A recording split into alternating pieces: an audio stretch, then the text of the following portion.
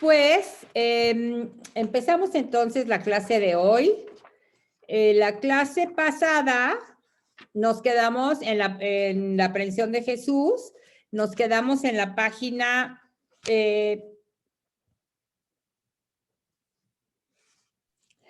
perdón. Acá, en la página 185 del libro. Ya nada más nos falta ver cómo huyen los discípulos. Aprenden a Jesús y los discípulos huyen. Nada más nos faltó eso. Bueno, entonces vamos a ver, página 185, huida de los discípulos. Marcos y Mateo son casi iguales, los tenemos ahí en las dos columnas. Marcos nos dice, y habiéndolo abandonado, huyeron todos. Todos dejaron a Jesús solito. Y Mateo nos dice, entonces todos los discípulos, habiéndolo abandonado, huyeron, ¿no? Es lo mismo. Marcos sí nos dice un detalle particular. Vamos a ver lo que dice Marcos. Un joven lo seguía cubierto solo de un lienzo y lo detienen, pero él, habiendo dejado el lienzo, huyó desnudo. Este hecho parece ser un hecho real y según un buen número de comentadores, este joven es el mismo Marcos. Se puede aceptar esta identificación siempre que no se le considere como absolutamente probada. O sea, podemos pensar que sí fue Marcos, aunque no esté probado 100%. Acuérdense que los evangelios, todos los evangelios son diferentes unos de otros y nos aportan datos diferentes. Entonces aquí podemos pensar que fue Marcos, el mismo que huye de esta manera, pero también podemos pensar aquí en algún significado teológico y lo vamos a leer en la página 187. Este episodio constituye en la redacción de Marcos, porque es el único que lo dice, una especie de prefiguración enigmática de la suerte de Jesús. Pasará la grande prueba y por la humillación. O sea, pues este Marcos, pues sí pasó por una humillación al huir, o sea, haber estado envuelto en un lienzo y luego huir desnudo, o sea, dejar el lienzo y huir. O sea, es una humillación, ¿no? Y entonces pasará por la grande prueba y por la humillación, pero esta será en el camino de la victoria. El presagio se hace más claro al considerar que Jesús se encontrará en el sepulcro igual que el joven, cubierto solo con un lienzo. Parece que Jesús está arrestado por la muerte, pero como el joven de Getsemaní, dejará el lienzo y escapará. Es una prefiguración. Podemos pensar que es una prefiguración de lo que le pasará a Jesús. Jesús también está envuelto solo en un lienzo y escapa. Escapa al sepulcro, o sea, resucita. Bueno, ok. Entonces ahora sí, ya vamos a empezar con la segunda noche de la pasión, los acontecimientos. ¿Cómo sucedieron las cosas? A ver, después de que Jesús fue arrestado, ¿qué fue lo que le pasó? Miren, recuerden que los evangelios son escritos por diferentes personas y entonces cada uno de los evangelistas le pone su toque, un toque específico. Todos tienen diferentes fuentes y algunos quieren, y nos quieren dar algún mensaje. Entonces, los 4 evangelistas narran esta noche de Jesús, pero hay diferencias entre uno y otro. Entonces vamos a tener que estudiarlos uno a uno, ¿sí? A ver, entonces, vamos a ver, aquí tenemos una sucesión de acontecimientos. Los vamos a ver, pero vamos a ver primero Marcos y Mateo, que van de la mano, nos narran los mismos acontecimientos. Lucas nos lo narra de diferente manera y Juan nos lo narra de diferente manera. pero hay cosas en las que todos coinciden.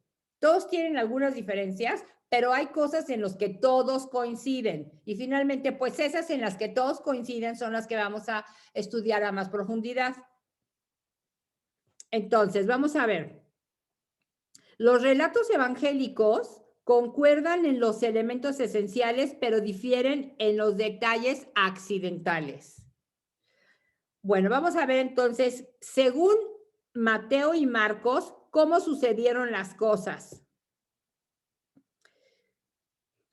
A ver, vamos a leer Marcos 14:53.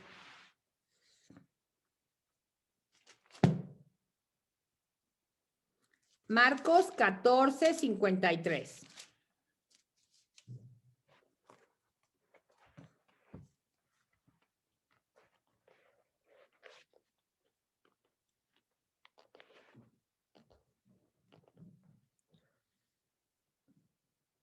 Jesús ante el Sanedrín. Lo vamos a leer nada más Marcos porque es muy parecido a Mateo, ¿va? Llevaron a Jesús ante el sumo sacerdote. Allí se reunieron todos los sumos sacerdotes, los ancianos y los escribas. También Pedro le siguió de lejos hasta el interior del palacio del sumo sacerdote y se quedó allí sentado con los criados calentándose al fuego. Los sumos sacerdotes del Sanedrín en pleno andaban buscando contra Jesús un testimonio para darle muerte, pero no lo encontraban. Lo voy a leer de corrido y luego lo vamos a ir desmenuzando más adelante, ¿sí?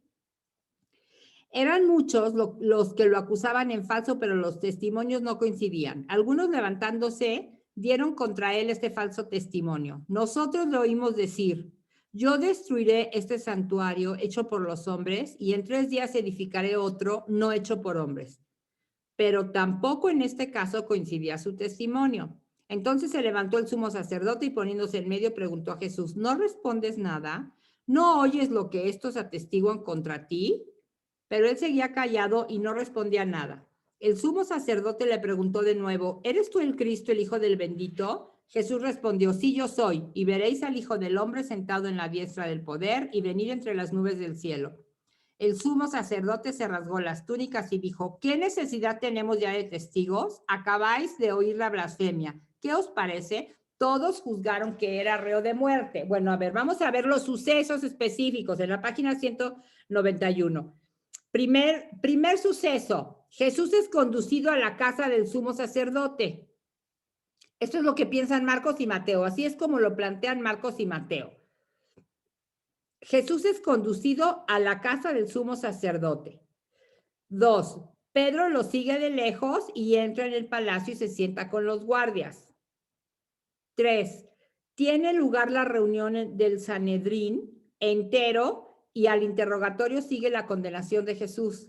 Y 4, vienen los ultrajes a Jesús profeta. 5, son narradas las negaciones de Pedro. Y 6, por la mañana todo el Sanedrín se reúne en un consejo contra Jesús. Esos son los sucesos que o sea, nada más los estamos señalando, pero eso es lo que nos narra Marcos y Mateo. Ahora, ¿qué es lo que nos narra Lucas? En Lucas, Jesús es conducido a la casa del sumo sacerdote, Pedro logra entrar al palacio, tienen lugar las negaciones, hay una sesión de ultrajes y se reúne el Sanedrín. Juan, ¿qué es lo que nos narra? Jesús es conducido a la casa de Anás, Simón y otro discípulo siguen a Jesús y entran en el palacio. Y entonces aquí viene la oportunidad de las preguntas que le hacen a Pedro y luego Pedro lo niega. Y después llevan a Jesús al pretorio. Entonces, a ver, quiero, para situarnos también en el tiempo y en el espacio, quiero compartir un mapa con ustedes. Ay, a ver, perdón.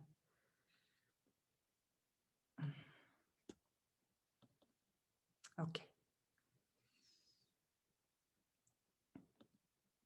A ver, vamos a ver este mapa para que nos podamos situar, ¿sí? En qué es lo que está pasando.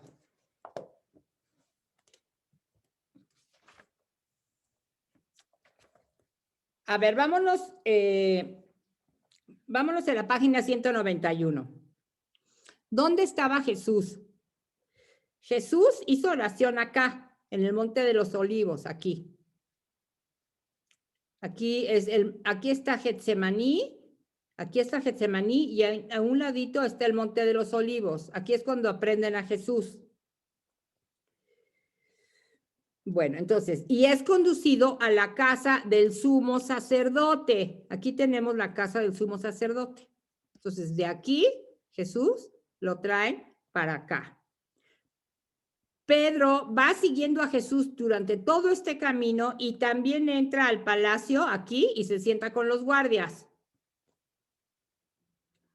Aquí tiene una reunión, dice, tiene lugar la reunión del Sanedrín entero, aquí, que francamente es muy difícil que haya sido, era en la madrugada, o sea, es imposible, es muy difícil en la madrugada reunir a todo el Sanedrín. Luego tenemos la narración de los ultrajes a Jesús profeta aquí mismo.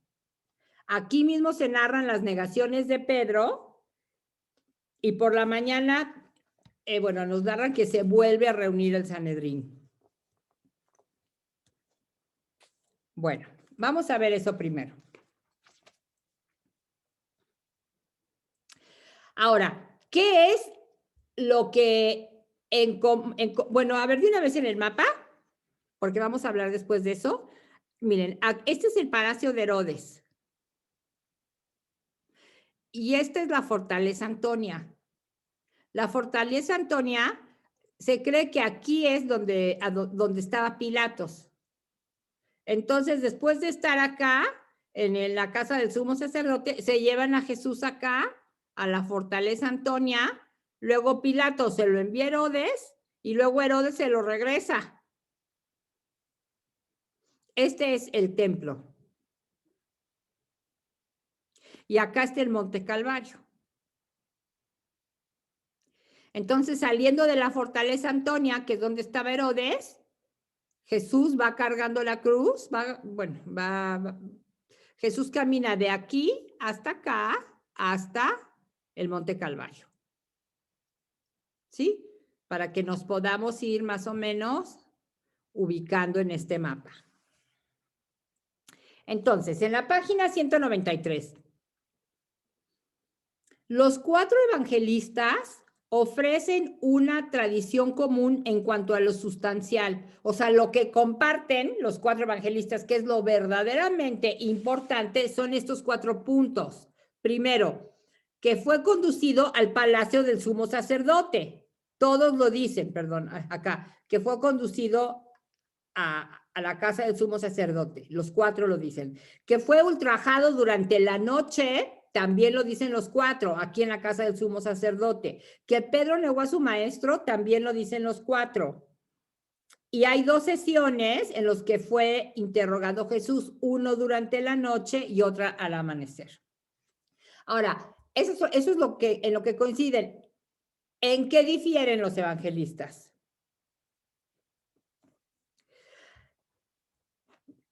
Número 1, al precisar quién era el sumo sacerdote a cuyo palacio fue conducido Jesús, Marcos y Lucas no dan el nombre. Marcos y Lucas no dicen. Mateo dice que a Caifás y Juan precisa que al palacio de Anás. O sea, sí vamos a encontrar diferencias. Ese es uno. Marcos y Mateo no dicen a la casa de qué sacerdote. Mateo dice que a Caifás y Juan dice que a Anás. Diferencia. Segunda diferencia. Al describir la naturaleza de la sección nocturna, para Marcos y Mateo fue la sesión formal de la condenación de Jesús por el Sanedrín. Para Marcos y Mateo, ahí lo condenaron a muerte a Jesús, en esa sesión nocturna. Para Lucas, esa sesión fue nada más una sesión con escena de ultrajes. Y para Juan fue un interrogatorio que Anás terminó con una, o sea, donde al final acaban dándole una bofetada a Jesús. Entonces, sí existió esa reunión para los 4, pero en los 4 suceden diferentes cosas en esa misma reunión. Luego, para Marcos y Mateo, la sesión matutina no tuvo ningún objeto. Hubo una reunión, pero no, en la mañana, pero no pasó nada. O sea, en el número 3 es una sesión nocturna. Y ya describimos lo que pasa. Ahora hay una sesión en la mañana. En la mañana, según Marcos y Mateo, pues no tiene ningún objeto. Para Lucas, fue por la mañana cuando condujeron a Jesús al lugar oficial donde se reunía el Sanedrín y ahí fue interrogado y condenado. Lucas dice, en esa sesión en la mañana fue cuando condenaron a muerte a Jesús. Y Juan nota solamente que Anás lo envió a Caifás y no narra el juicio condenatorio de Sanedrín. Juan no lo narra. ¿Por qué no lo narra? Vamos a leer Juan 11:47. Juan 11:47.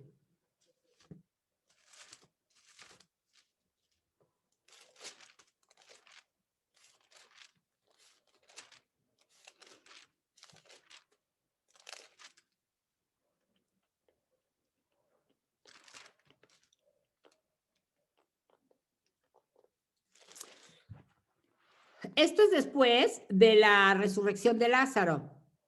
Y vamos a leer Juan 11:47. Entonces los sumos sacerdotes y los fariseos convocaron consejo y se preguntaron, a ver, ¿se acuerdan que Jesús había resucitado a Lázaro y se había hecho un gran escándalo porque había muchas personas que habían visto cómo Jesús resucitaba a Lázaro? Había gente en Betania, Jesús resucitó a Lázaro en Betania, y había gente de Jerusalén que estaba acompañando, que como que les estaba dando el pésame a María y a Marta, las hermanas de Lázaro. Pero gente que vivía en Jerusalén, Betania está a 3 kilómetros de Jerusalén. Entonces, esas personas que vivían en Jerusalén, pero que le estaban dando el pésame a Marta y a María en Betania, vieron cómo Jesús resucitó a Lázaro.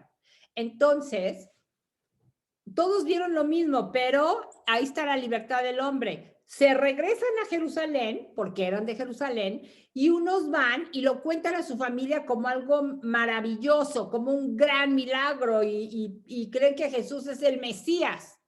Lo cuentan a la familia, ¿no? ¿Qué crees? ¿Qué crees? Que yo lo vi, Jesús resucitó un muerto.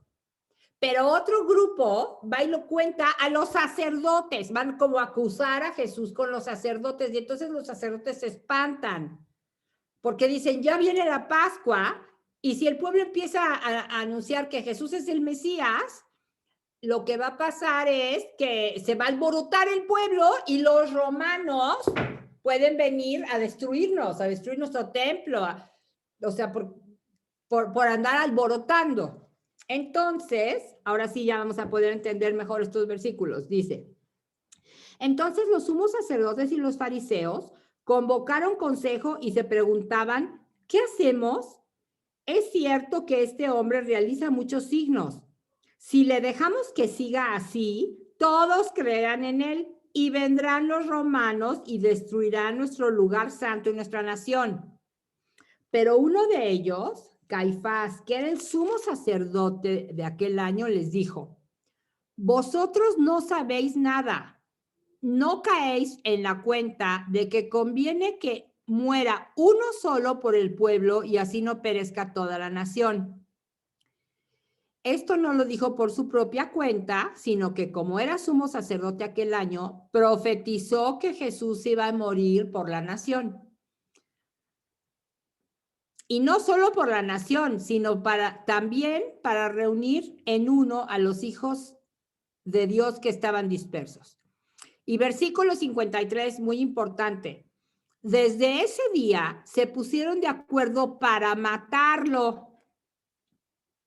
Entonces, fíjense en el Evangelio de Juan, ya no era necesario que juzgaran a Jesús, porque desde antes ya habían decidido matarlo. O sea, nosotros podemos fijar esto que acabo de leer, más o menos unos 15 días antes de la Pascua.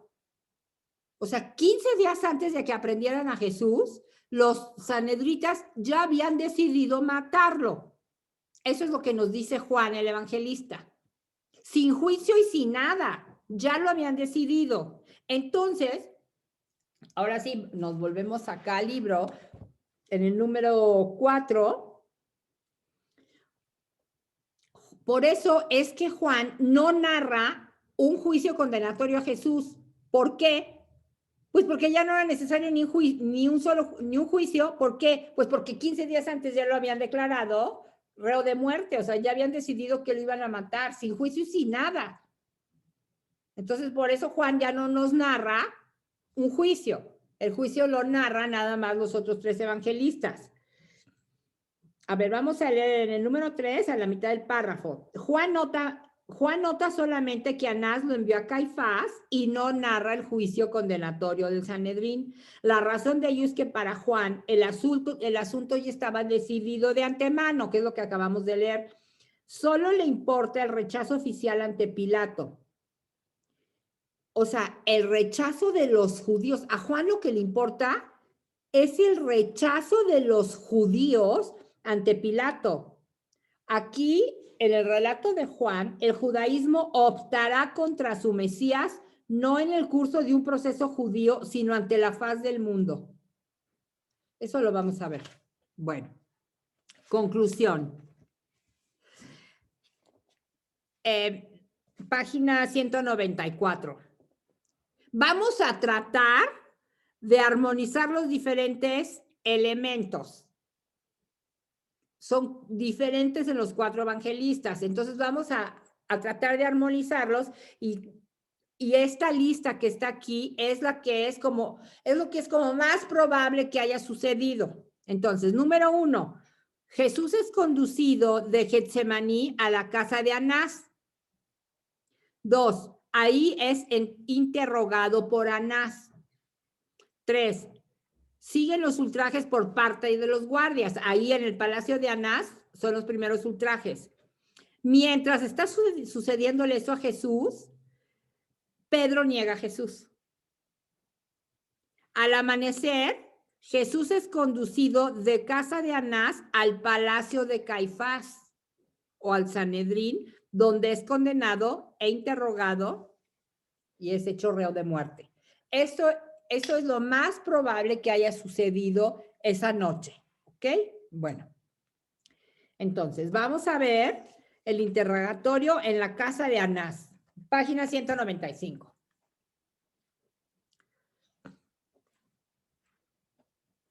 De Getsemaní a casa del sumo sacerdote. Prácticamente son iguales las narraciones de Marcos y de Mateo, solamente que Marcos no nos dice quién era el sumo sacerdote y Mateo sí. A ver, vamos a leer. Vamos a leer el versículo 53 de Marcos. Y condujeron a Jesús a casa del sumo sacerdote. Esa es la única información. Y vean al lado derecho, en la columna del lado derecho, dice, lo condujeron a la casa de Caifás. Mateo sí nos da más información. Ok, seguimos en Marcos. A casa del sumo sacerdote y se reúnen todos los príncipes de los sacerdotes y los ancianos y los escribas. ¿Qué significa esto? Todos los príncipes de los sacerdotes y los ancianos y los escribas, o sea, se reunió todo el Sanedrín. Ahora, ¿habrá sido posible esto, sí o no? Lo más probable es que no. Era de noche.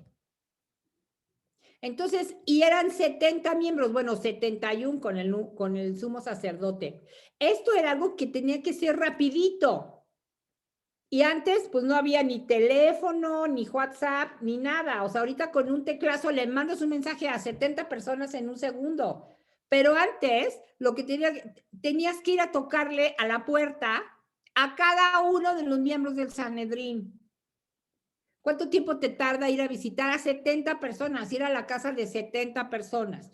Entonces, lo más probable es que no haya estado presente en este juicio, en esta reunión todo el Sanedrín. Bueno, eso es lo que nos dicen Lucas y Mateo. A ver qué nos dice, no, perdón, Marcos y Mateo. A ver qué nos dice Juan. No, Lucas, perdón. Lucas nos dice, habiéndolo cogido, lo condujeron y lo hicieron entrar en la casa del sumo sacerdote, tampoco nos da nombre. Y Juan nos dice que lo condujeron primeramente a la casa de Anás. Entonces aquí hay 2 diferencias.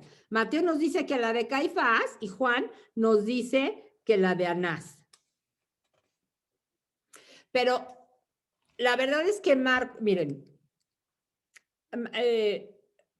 los dos son llamados sumos sacerdotes, Caifás y Anás. Miren, vamos a leer lo que viene en la página 196 para que vean que el nepotismo existe desde antes.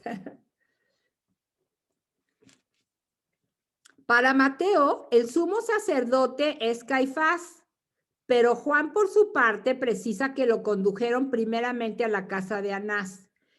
Y creemos que Juan es quien reproduce con precisión el dato histórico.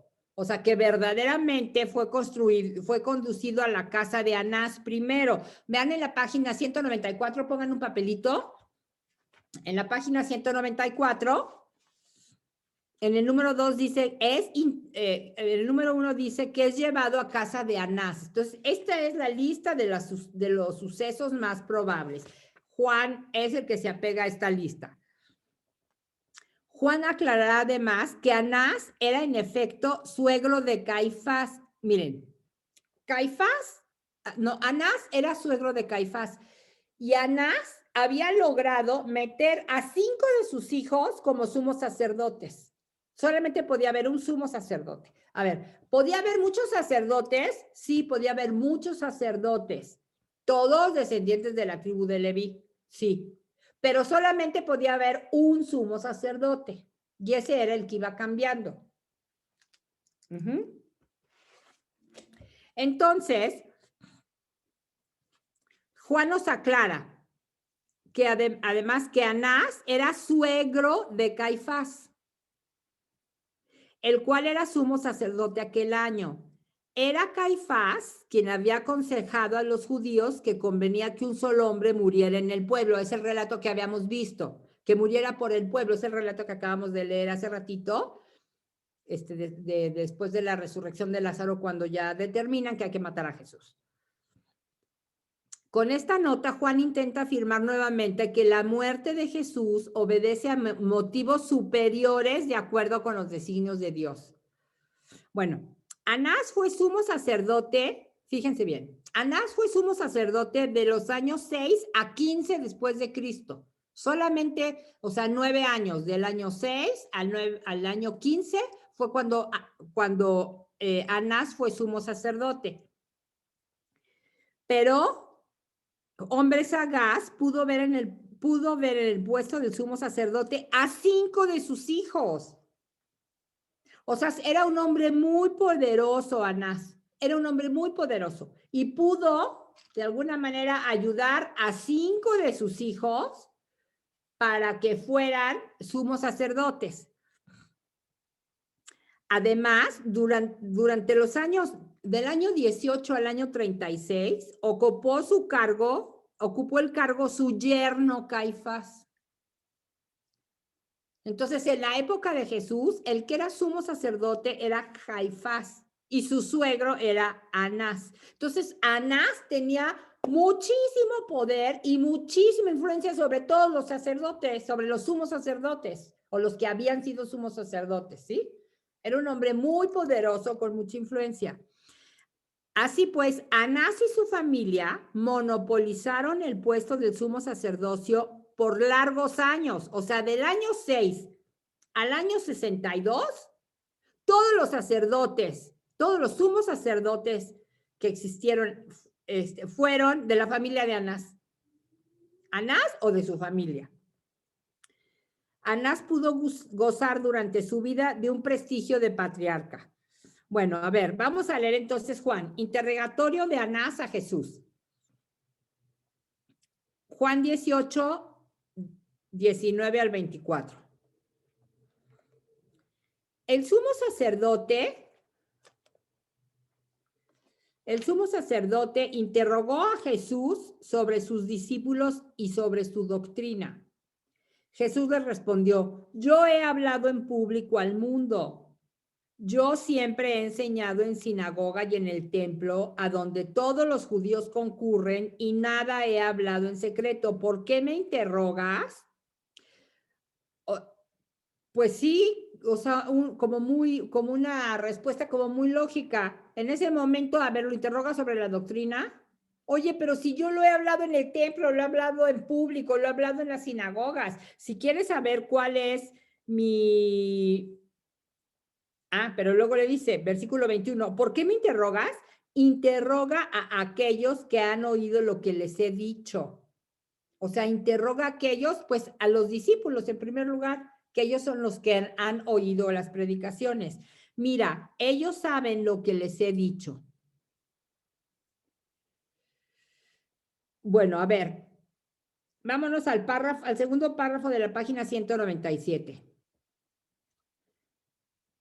Anás interroga a Jesús sobre sus discípulos y sobre su doctrina, pero vamos a leer Marcos 4:23. Marcos 4:23.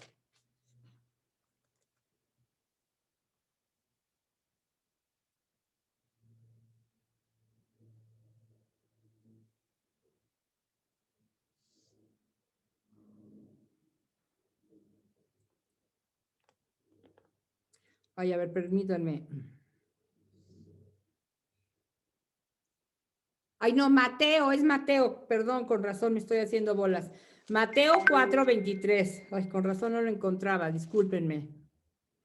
Mateo 4:23. Recorría Jesús toda Galilea enseñando en sus sinagogas. O sea, Jesús se reunía en lugares públicos, las sinagogas era una reunión de todos los judíos, un lugar de reunión de todos los judíos. Entonces se reunía en las sinagogas proclamando la buena nueva del reino y sanando enfermedades. Jesús proclamaba abiertamente. Luego vamos a leer Mateo 26:55.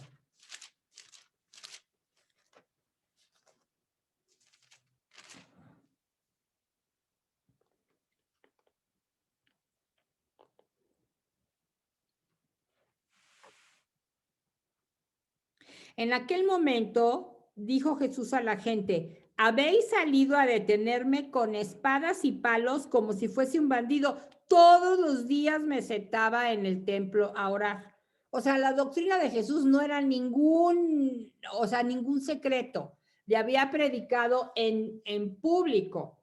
Entonces, por eso les dice, por eso les dice Jesús en el versículo 21, otra vez nos regresamos al libro, página 196. Por eso le dice Jesús, ¿por qué me interrogas? Interroga a aquellos que han oído lo que les he dicho. Mira, ellos saben lo que he dicho. Miren, las palabras de Jesús, esto de que, ¿por qué me preguntas a mí? Pregúntale a mis discípulos, ellos saben lo que es lo que he dicho. Las palabras de Jesús adquieren un especial relieve en el momento en que el Evangelio fue escrito. La doctrina de Jesús debe ser aprendida de los labios de los discípulos que escucharon personalmente al maestro. O sea, después de la muerte de Jesús, donde la gente podía acudir a conocer la doctrina de Jesús. Pues en sus discípulos. Jesús ya no estaba, pero entonces, ¿dónde aprendemos la doctrina? En sus discípulos. Entonces, a ver, vamos a leer Juan 14:25.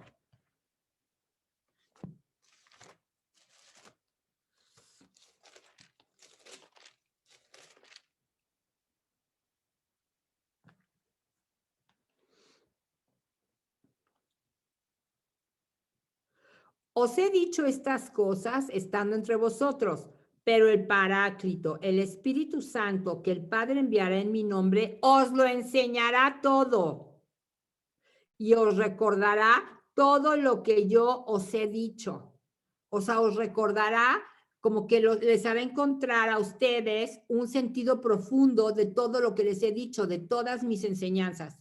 Entonces, cuando Mateo escribe, perdón, estamos en Juan, cuando Juan escribe este texto del juicio de Jesús, bueno, no es del juicio, del interrogatorio de Jesús, en la época en que Juan lo escribe, les está diciendo a los discípulos, perdón, le está diciendo a la gente en general, si tú quieres conocer la doctrina de Jesús, acércate a sus discípulos. Y ahora vamos a leer Juan 16:4.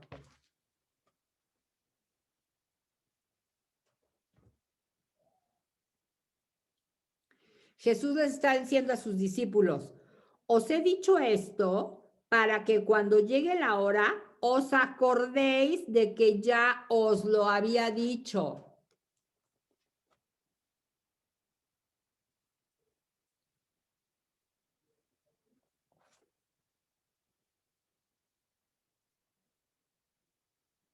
Y 14:25, a ver, no. Y 14:25. Ah, no, perdón, fue el que ya leímos. Bueno, entonces, el que quiere encontrar la doctrina de Jesús tiene que acudir a sus discípulos. Bueno, luego, seguimos en la página 197. Hasta arriba. Seguimos con la lectura de la letra cursiva. Versículo 22. Habiendo él dicho esto, uno de los guardias que estaba allí dio a Jesús una bofetada, como que le pareció mala respuesta al sumo sacerdote. Le pregunta de su doctrina y Jesús le dice, pues pregúntale a mis discípulos, he estado abierto siempre, proclamando siempre, ve y pregúntale a mis discípulos. Y entonces, a uno de los guardias no le gusta la respuesta de Jesús y ¡zas!, que le da una bofetada, diciendo, ¿así respondes al sumo sacerdote? Versículo 23. Le respondió Jesús, si he hablado mal, muéstrame dónde está el mal. Pero si bien, ¿por qué me pegas? Aquí tenemos entonces ya la primera injuria a Jesús.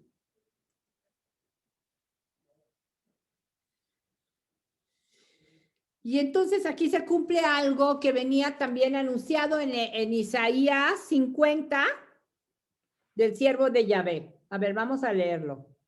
Isaías 56. Traten de verlo en sus Biblias para que lo puedan ir subrayando. Isaías 56.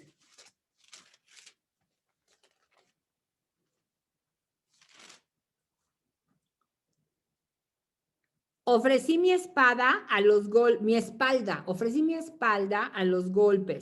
mi cara a los que mesaban mi barba, y no hurté mi rostro a insultos y salivazos. O sea, aquí comienza esto.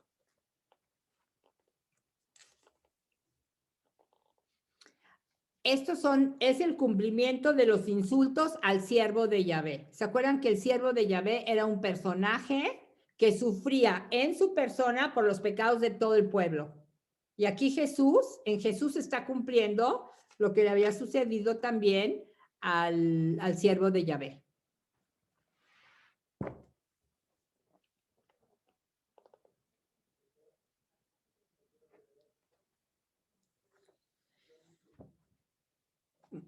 Y después seguimos con la letra cursiva, página 198.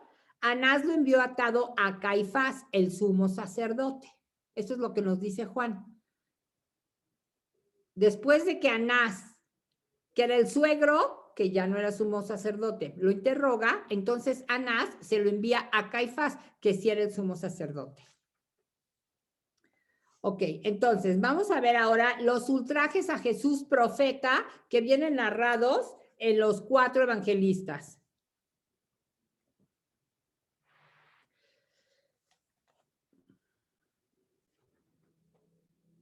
¿Dónde debieron haber, o sea, cuál fue el lugar donde sucedieron estos ultrajes? La escena de los ultrajes debió tener lugar en el palacio de Anás.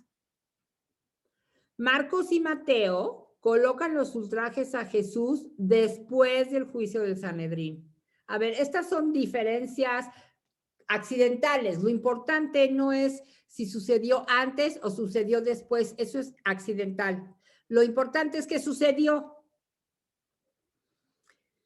Entonces, Marcos y Mateo lo ponen después del juicio del Sanedrín, pero antes de las negaciones de Pedro. Marcos y Mateo, que van de la mano.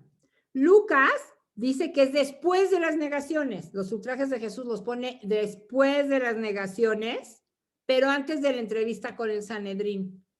Y Juan narra primero una negación, luego los ultrajes y luego las otras dos negaciones. Pero aquí lo importante, los detalles circunstanciales nos escapan. O sea, no podemos saber con exactitud exactamente cómo fue o en qué momento fue. El Espíritu Santo que ha inspirado a los autores va a lo sustancial, dejando en la imprecisión los elementos secundarios. Esto es secundario. Es secundario el momento exacto en el que sucedió. Eso es secundario. Da igual. Lo que es importante es que sucedieron.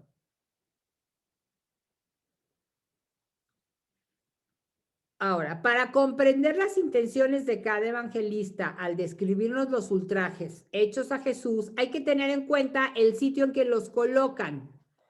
Entonces, vamos a ver a Marcos y a Mateo. Marcos y Mateo. Voy a leer la columna de Marcos. Y comenzaron unos a escupirle y a velarle su cara. O sea, a velarle su cara, le taparon la cara. Le taparon los ojos para que no viera. Entonces, le escupían, le taparon la cara y lo abofeteaban. Y empezaron a decirle, profetiza. Los guardias lo recibieron a cachetadas. Entonces, eso es lo que narra Marcos. Ahora, lo que narra Mateo. Entonces le escupieron en su cara, coincide, y lo abofetearon, consigue. Otros lo cachetearon, diciendo, profetízanos, Mesías, ¿quién es el que te ha golpeado? A ver, vamos a ver Marcos 14:65, porque necesitamos un poquito más de información. Marcos 14:65.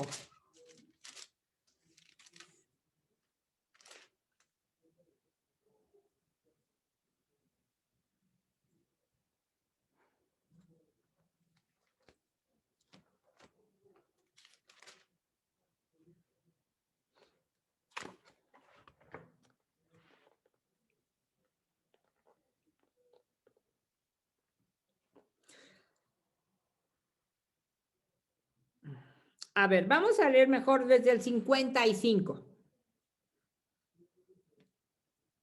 Los sumos sacerdotes y el Sanedrín en pleno andaban buscando contra Jesús un testimonio para darle muerte, pero no lo encontraban. O sea, aquí nos está diciendo Juan, lo que le querían hacer un juicio, pero andaban buscando un motivo para matarlo, porque no podían nada más decir que lo iban a matar sin enseñar un motivo, tener un motivo suficientemente pesado como para matarlo, pero no lo encontraban. Entonces, buscando contra Jesús un testimonio para darle muerte, pero no lo encontraban. Eran muchos los que lo acusaban en falso. A ver, ¿qué es lo que quiere decir? Es que miren, en estas épocas, para que un testimonio fuera considerado válido, tenía que haber dos personas que dijeran lo mismo. O sea, tenía que haber dos testigos. Entonces, no era, dice, eran muchos los que lo acusaban en falso, pero los testimonios no coincidían. Entonces, mientras no encontraran dos testimonios que coincidieran, dos testimonios iguales, entonces no lo podían enjuiciar. Algunos, levantándose, dieron contra él este falso testimonio. Nosotros le hemos oído decir, yo destruiré este santuario hecho por hombres y en 3 días edificaré otro no hecho por hombres. Pero tampoco en este caso coincidía su testimonio. En primer lugar, no era un falso testimonio porque Jesús ya había dicho eso. Jesús sí había dicho que iba a destruir el santuario y que en 3 días lo iba a reconstruir. Eso sí lo había dicho. Pero fíjense, versículo 59. Pero tampoco en este caso coincidían sus testimonios, o sea que no eran dos testimonios iguales. Por eso no lo podían usar. Entonces se levantó el sumo sacerdote y poniéndose en medio preguntó a Jesús, ¿no respondes nada? ¿No oyes lo que estos atestiguan contra ti? ¿Qué no ves todo lo que están diciendo contra ti? ¿Por qué te quedas callado? ¿Por qué no dices algo? Pero él seguía callado y no respondía nada. El sumo sacerdote le preguntó de nuevo, ¿eres tú el Cristo, el Hijo del Bendito? Jesús le respondió, sí, yo soy. Y veréis al Hijo del Hombre sentado a la diestra del poder y venir entre las nubes del cielo. Miren. Bueno, a ver, seguimos. El sumo sacerdote se rasgó las túnicas y dijo, ¿qué necesidad tenemos de testigos? Acabáis de oír la blasfemia. ¿Qué os parece? Todos juzgaron que era reo de muerte. A ver, vamos a analizar esto con más calma. Miren, como Jesús se queda callado frente a todo lo que dicen de él, el sumo sacerdote le dice, ¿eres tú el Cristo, el Hijo del Bendito? Miren, a ver,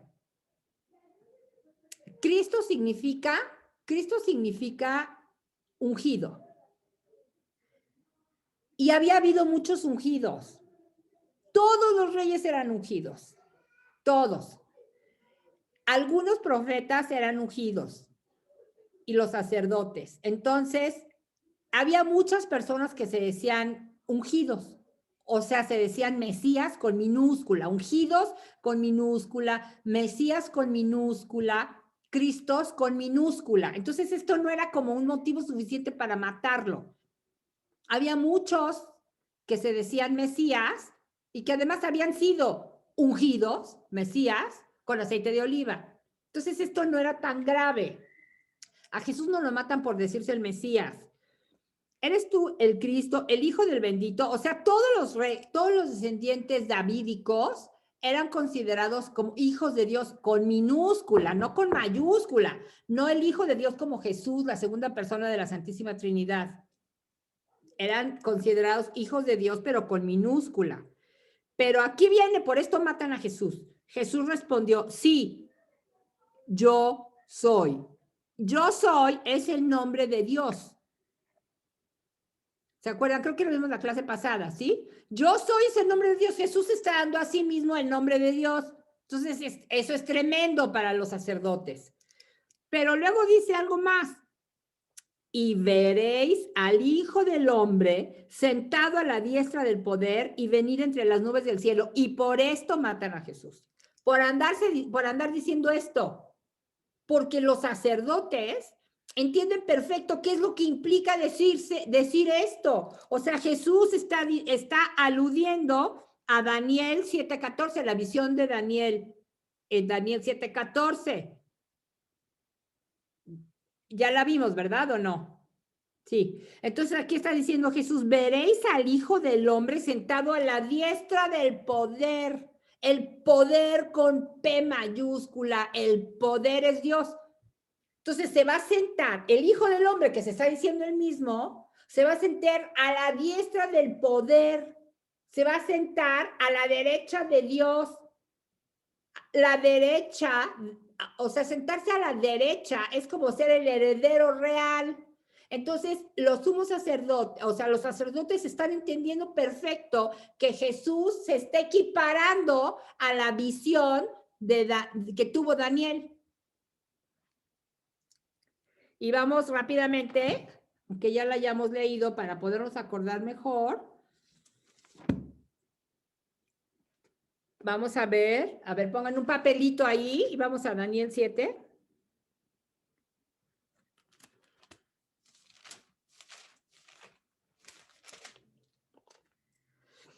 O sea, los sacerdotes conocen perfecto esto, esta visión. Y entonces dice, va a venir sobre las nubes del cielo un hijo de hombre que se va a dirigir hacia el anciano. El anciano es lo que dice aquí Jesús. Veréis al Hijo del Hombre sentado a la diestra del poder.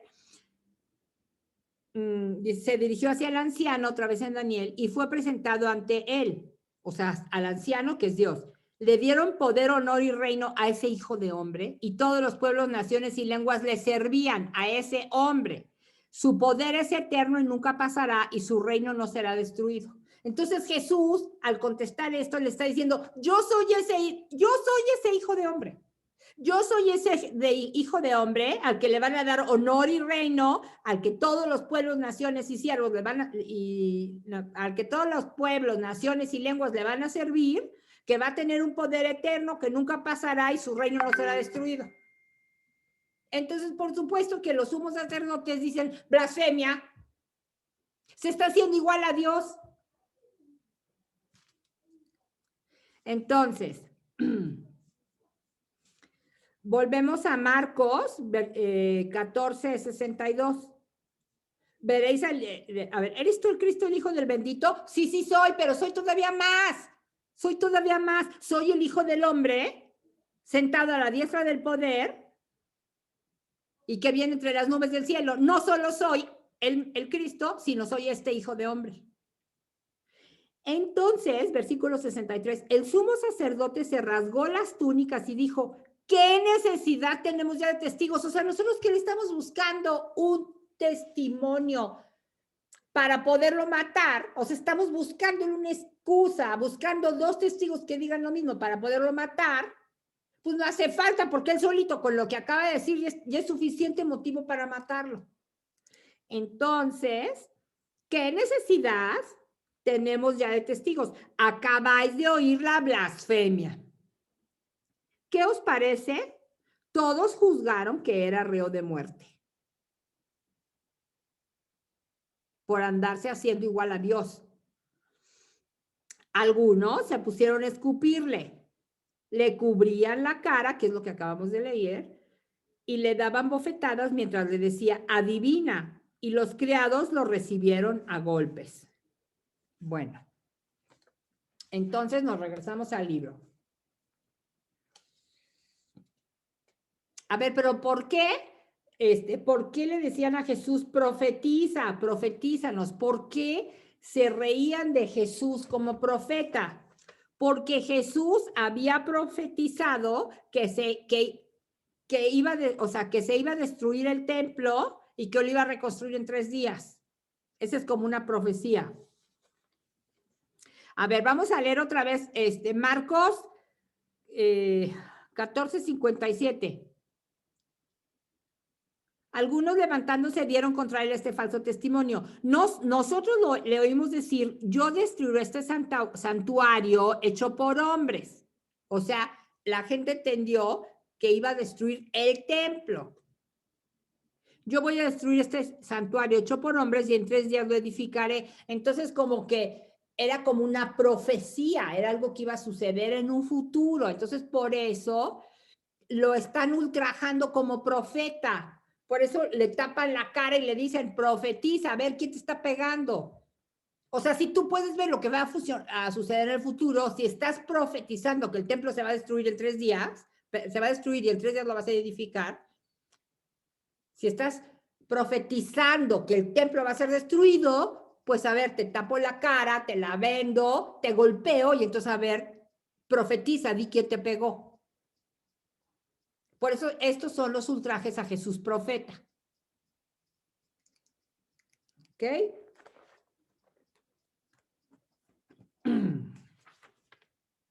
Bueno, ahora, eso fue Mateo y Marcos. Ahora, vamos a ver lo que nos dice Lucas, página 200.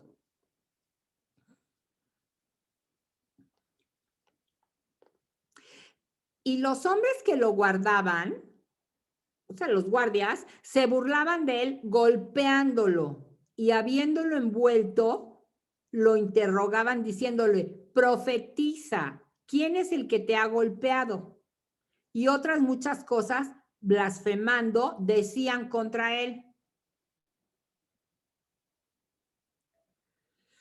Entonces, para Marcos, los ultrajantes eran algunos de los presentes, o sea, los sanhedritas. Fíjense, vámonos a la página 199 en la columna de Marcos. Dice que algunos comenzaron a escupirle. Eso dice Marcos. Ahora, para Mateo, dice que, ¿qué es lo que nos dice Mateo? O sea, habla en general del Sanedrín, como que todos los sanedritas. Pero según Lucas, los autores de las vejaciones fueron los hombres que lo guardaban, o sea, los guardias.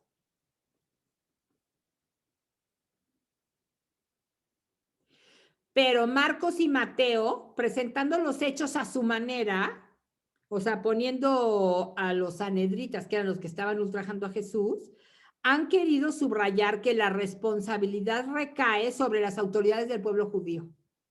O sea, no importa tanto quién lo haya hecho, pero la responsabilidad es del pueblo judío. Las responsabilidades de las autoridades del pueblo judío, que eran las que habían hecho todo para atraparlo, para llevarlo ahí a juzgar. Lucas es probablemente quien reproduce la circunstancia histórica. El cuerpo de guardia fue el que ultrajó a Jesús. O sea, es muy difícil imaginar que los sacerdotes fueron los que ultrajaron a Jesús como profeta. O sea, está muy difícil que se hayan abajado a tanto, ¿no? Que lo hayan golpeado, que lo hayan escupido, que lo hayan vendado, que se hayan burlado de él. O sea, es como muy bajo. Es como muy bajo. Los sacerdotes eran como gente más estudiada, no más, pues como que no estaba de acuerdo con su nivel,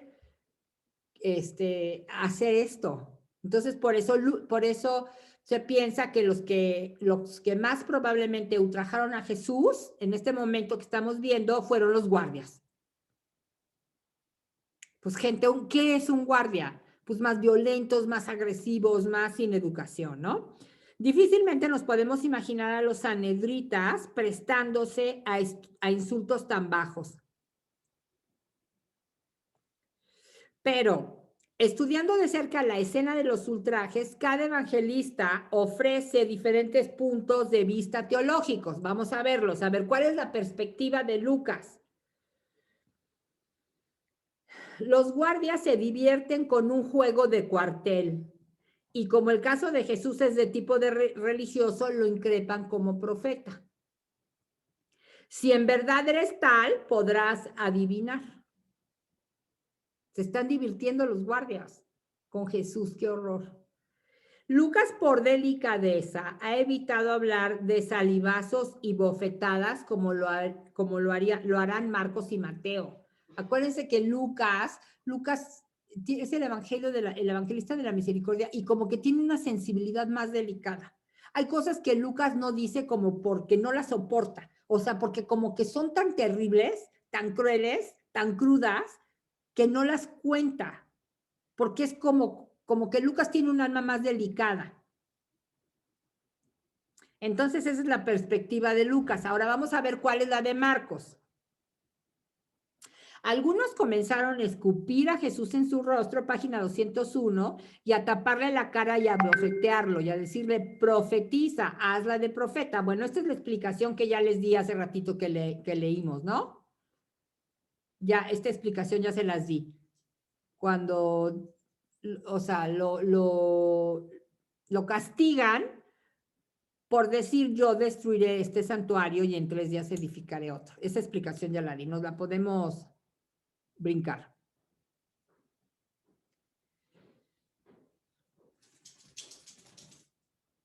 Bueno, ok. Ahora vamos a ver otra cosa. Además, Jesús cuando profetiza que iba a destruir el templo, ¿qué es el templo? El templo era donde estaba la presencia de Dios. Y Jesús es Dios.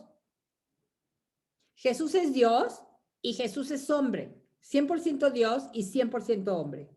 Y el cuerpo que tiene Jesús es cuerpo de hombre. Y en ese cuerpo de hombre está la presencia de Dios, porque es Dios mismo, o sea, porque es Dios y hombre. Entonces, cuando dice que Jesús va a destruir este templo, se está refiriendo a su cuerpo. El templo es el lugar donde está la presencia de Dios. Y entonces, en el cuerpo de Jesús, en el cuerpo humano de Jesús, está la presencia de Dios, porque está Él mismo, que es Dios. Entonces, cuando Jesús dice, voy a destruir el templo, está refiriéndose a su cuerpo. Y efectivamente lo reconstruye en 3 días cuando resucita. En 3 días edificaré otro. Es Jesús resucitado. ¿Sí? Bueno, ahora, esa es la perspectiva de Lucas. Ahora vamos a ver la de Mateo.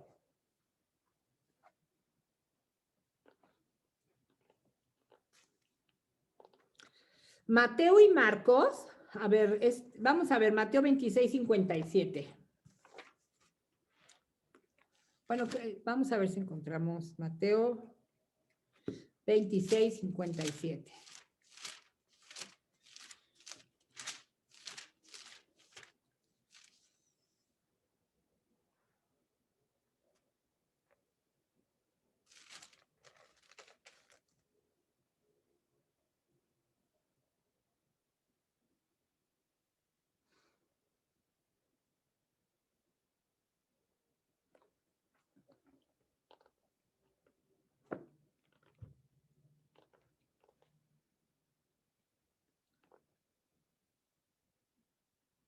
A ver, vamos a leer desde el 67 porque el de Marcos para fines prácticos es igual. Vamos a leer nada más 26:67.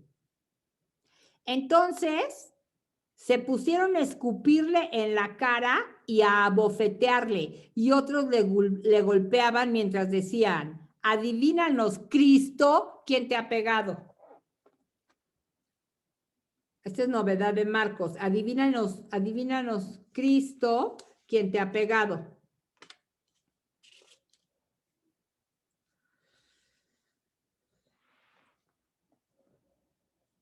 Miren, Jesús se llama Jesús, o sea, su nombre es Jesús. Jesucristo o Jesús el Cristo, o sea, Cristo no es un nombre.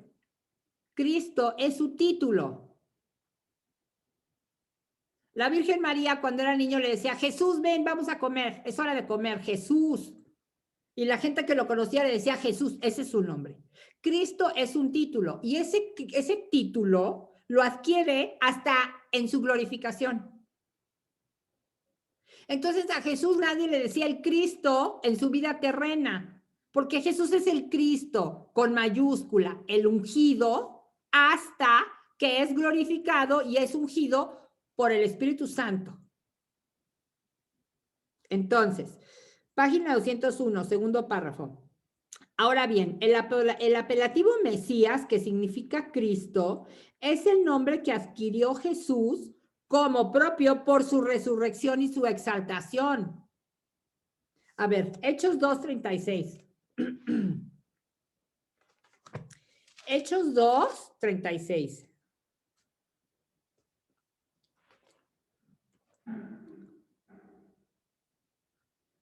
Esto tiene que estar bien subrayado.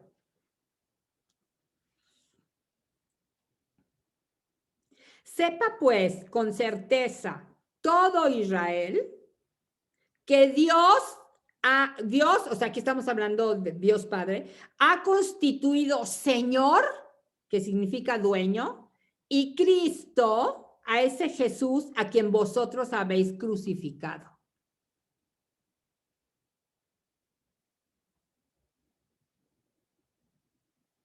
Lo ha constituido Señor y Cristo en su glorificación. A ese que crucificaste, después de que lo crucificaste y murió, Jesús lo hizo Señor y Cristo, perdón, Dios lo hizo Señor y Cristo. Ok. Entonces, Cristo es el nombre, página 201. Cristo es el nombre que la fe cristiana da a Jesús. Durante su vida, Jesús no fue llamado con el nombre de Mesías o Cristo. Si Mateo en su relato lo nombra así, es que tiene intenciones particulares. O sea, Jesús en su vida nadie le dijo Mesías y Cristo, nadie. Pero Mateo, cuando escribe su evangelio en el año 80, Mateo ya sabe que Jesús es el Cristo. Entonces, por eso pone aquí este nombre. Tiene intenciones particulares.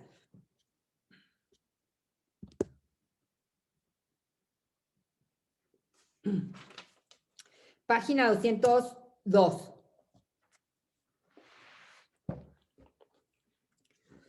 Pues bien, en el judaísmo contemporáneo de Jesús había la esperanza de un doble Mesías, uno de estirpe davídica y otro de casta sacerdotal.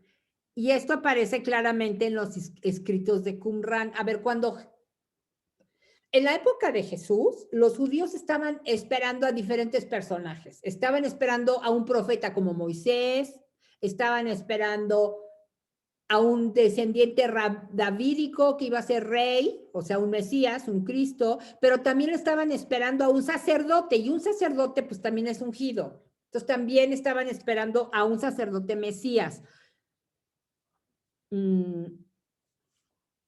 Ahora bien, el sumo sacerdote ha preguntado a Jesús si él es el Mesías, y entre las acusaciones había esta: puedo destruir el santuario de Dios y en 3 días edificarlo.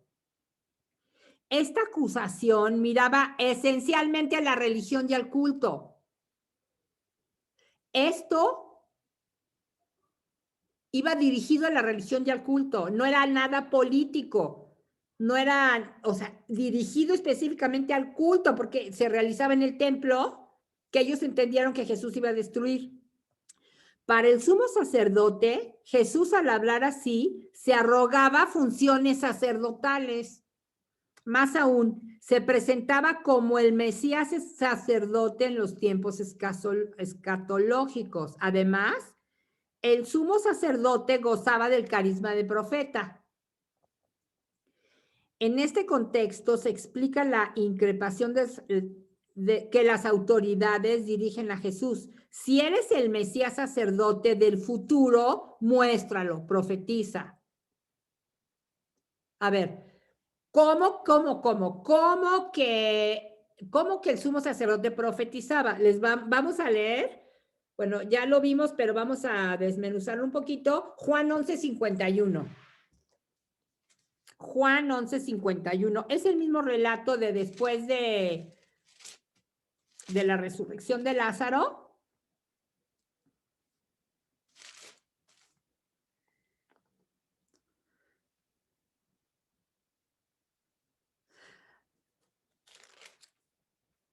A ver, vamos a leer desde el 49, Juan 11:49.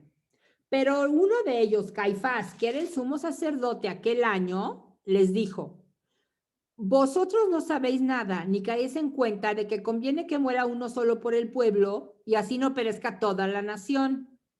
¿Qué era lo que estaba diciendo Caifás? A ver, este hombre puede alborotar a toda la ciudad de Jerusalén. Y entonces los romanos van a venir a destruir nuestro templo y van a venir a aplastarnos, porque los romanos son el imperio dominante. Entonces esa era una realidad como muy humana. Entonces, desde ese punto, por eso dice: no caes en la cuenta de que conviene que muera uno solo por el pueblo y así no perezca toda la nación. O sea, si matamos a Jesús, entonces la cosa se va a tranquilizar y los romanos no van a venir a aplastarnos, no van a venir a destruir el templo. Esto no lo dijo por su propia cuenta, versículo 51, sino que como era sumo sacerdote aquel año, profetizó. Entonces aquí, este sumo sacerdote, que era además malo, profetizó porque era sumo sacerdote. Pero ¿qué fue lo que profetizó? Profetizó que Jesús iba a morir por la nación, y no solo por la nación, sino también para reunir en uno a los hijos de Dios que estaban dispersos. O sea, Jesús iba a morir por la nación y por los hijos que estaban dispersos. Entonces, ¿y fue real, sí o no? ¿Jesús murió para que no muriéramos? ¿Sí o no? Sí. Ni cuenta se dio Caifás de lo que profetizó. Él dijo: mejor lo matamos para que no muera toda la nación apachurrada por los romanos. Eso es lo que pensó. Pero Dios habló a través de él y profetizó una verdad, algo que sí sucedió, que Jesús murió para que los demás no muriéramos. Jesús murió en la cruz para que no muriéramos nosotros en pecado, para que no llegáramos a la muerte, ¿no? Para que pudiéramos resucitar. Ok, entonces, nos regresamos a la página 202.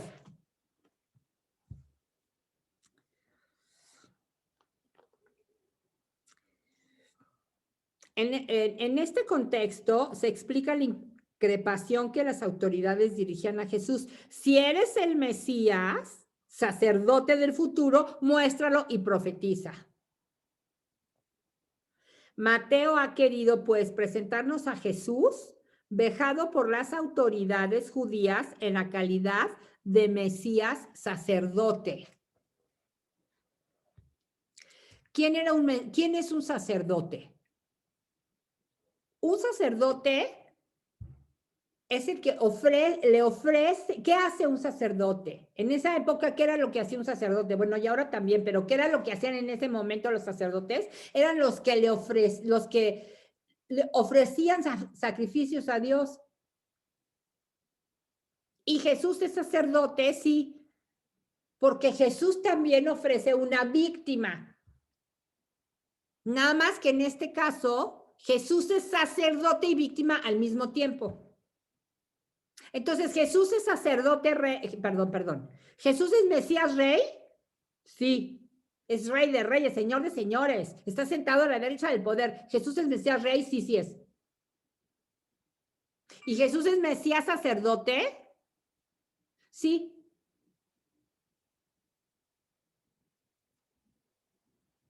Porque Jesús ofrece una víctima a Dios. Jesús ofrece a Dios una víctima.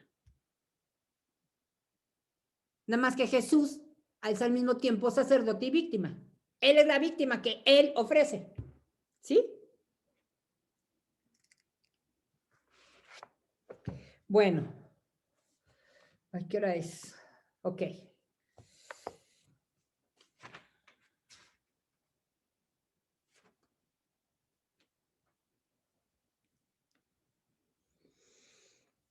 A ver, ¿tienen alguna duda?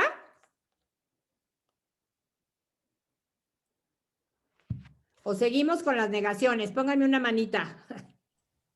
Yo tengo una duda. A ver, dime. Aquí, mira. Eso quiere decir que desafortunadamente... A ver, permíteme un segundo. María, si quieres, corta la... ¿No? Bueno, a ver, dime. Sí, si quieres, corta la grabación. Faltan 9 minutos de clase. Si quieres, podemos dedicarnos a contestar preguntas antes de pasar a las negaciones de